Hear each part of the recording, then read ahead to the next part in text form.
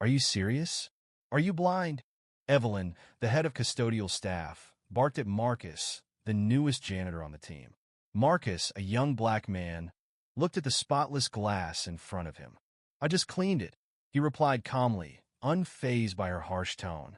Evelyn grabbed a full cup of coffee from the desk beside her and, without hesitation, hurled it at the glass.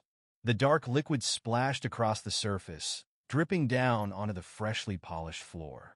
She folded her arms, her lips curling in amusement. Well, clean it again, she ordered, her eyes narrowing as she waited for him to obey. If you believe that no one should be treated unfairly, no matter who they are or where they come from, hit that subscribe button and let us know where you're watching from. It was an early morning at Harrington Global, one of the most powerful real estate firms in the city. Their towering skyscraper loomed over the bustling streets below, a symbol of success and wealth. Inside, executives in designer suits sipped overpriced coffee, clutching leather briefcases, their conversations filled with numbers and deals worth millions. Amidst this world of luxury, a lone motorbike came to a stop in front of the grand glass doors. The engine cut off, disrupting the smooth hum of corporate life for just a moment. Marcus Hayes swung his leg over the bike, adjusting the strap of his worn-out backpack. Dressed in a simple hoodie, faded jeans, and sneakers that had seen better days, he looked like an outsider. Just another young man trying to find his place in the world. But what no one knew, what not a single person in that building could have guessed, was that Marcus was not just a random job seeker. He was the eldest son of Richard Harrington, the billionaire CEO of the company, the true heir to the empire. But today, Marcus wasn't stepping into the building as an executive. He was walking in as an unknown. For years, he'd lived abroad, learning, growing, and preparing for the future. His late mother, a proud black woman, had always taught him the value of hard work and resilience. But he had heard things, ugly rumors about the company his father built, reports of discrimination, stories of unfair promotions, whispers that people of color were being treated as second-class employees. And today, Marcus was here to see it for himself. As he stepped toward the entrance, he could feel the weight of curious stares. Men in sharp suits exchanged glances, their eyes flicking over his casual attire. Two receptionists behind the front desk leaned toward each other, whispering. And then there was Damian Carter. Damian was one of the company's top executives, well-dressed, well-connected, and obsessed with maintaining what he considered company standards. To him, image was everything. And in his world, Marcus simply didn't fit. As Marcus reached the glass doors, Damian took a deliberate step forward, blocking his way. "Hey, buddy," Damian said, his voice dripping with condescension. "Deliveries go to the back entrance." Marcus blinked, a slow smile forming as he met Damian's smug gaze. There was the first sign. Have you ever walked into a place and, before you even had the chance to say a word, someone already decided you didn't belong? Drop a comment if you've ever faced something like this. And if this story already has your attention, hit that like button, because it's about to get interesting. Marcus could have revealed the truth right then. He could have told Damian exactly who he was. But that wasn't the plan. Not yet. Instead, he tilted his head slightly, his tone casual. "Actually, I'm not here for a delivery. I was wondering if there were any job openings." Damian raised an eyebrow, scanning Marcus from head to toe. Behind him, the receptionist smirked, clearly entertained by the interaction. "A job?" Damian echoed, as if the very idea was absurd. "You want to work here?"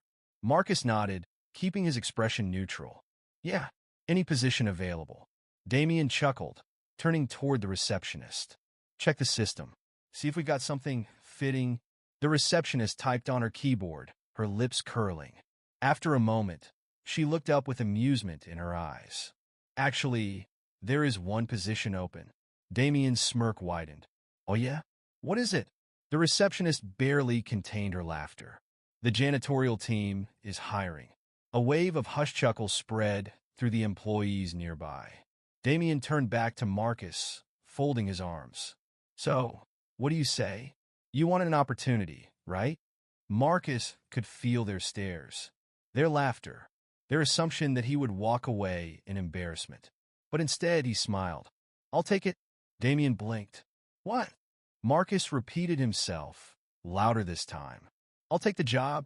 Damien let out a full, mocking laugh. The employees watching did the same, shaking their heads in disbelief. And yet, Marcus remained unfazed.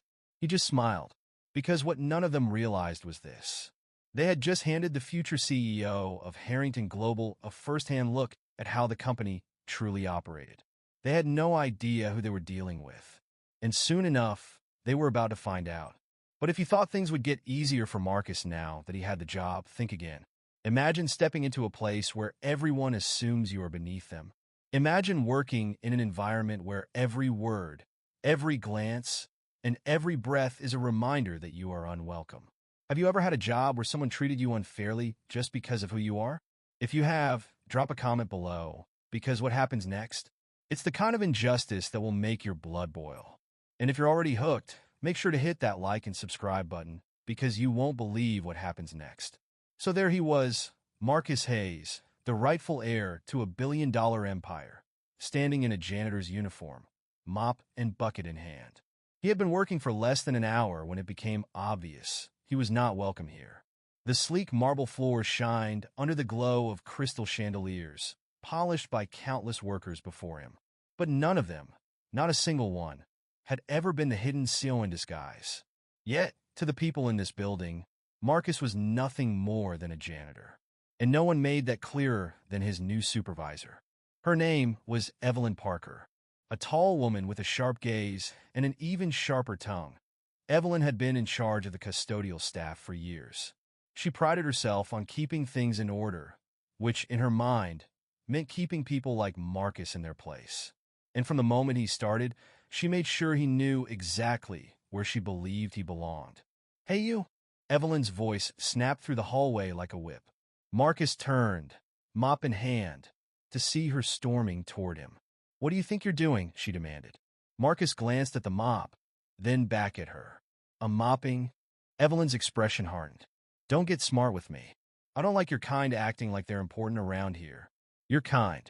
Marcus just smiled, because he wanted to see just how deep Evelyn's disrespect ran. And oh, it ran deep. Evelyn didn't just dislike Marcus. She loathed him, and she made sure he felt it every single day. Days turned into weeks, and Marcus endured every bit of mistreatment. Evelyn pushed him harder than the others, belittling him, piling on extra work, making sure he knew, in her eyes, he was nothing. But she had no idea he was taking notes. While scrubbing floors and wiping windows, Marcus listened, observed, and uncovered the company's darkest secrets, secrets that would soon shake Harrington Global to its core. Then the day came. At the annual shareholders meeting, executives discussed profits and expansion until the doors opened. Marcus walked in, no longer in a janitor's uniform, but a tailored suit. Gasps filled the room. Evelyn paled. Damien stiffened. Richard Harrington raised an eyebrow. "And who are you?" Marcus stepped forward, smiling. "Marcus Hayes, your son, the rightful heir to this company." Silence. Then whispers. Marcus turned to the board. "I've spent weeks undercover as a janitor, and what I've seen is disgraceful. Discrimination, corruption, unchecked power. But that ends today." His father leaned back. "And what do you propose?" Marcus's smile sharpened. "A complete overhaul, starting with those who think they're untouchable." Evelyn swallowed. Damien looked away, because they had just disrespected the wrong man, and their reckoning had begun.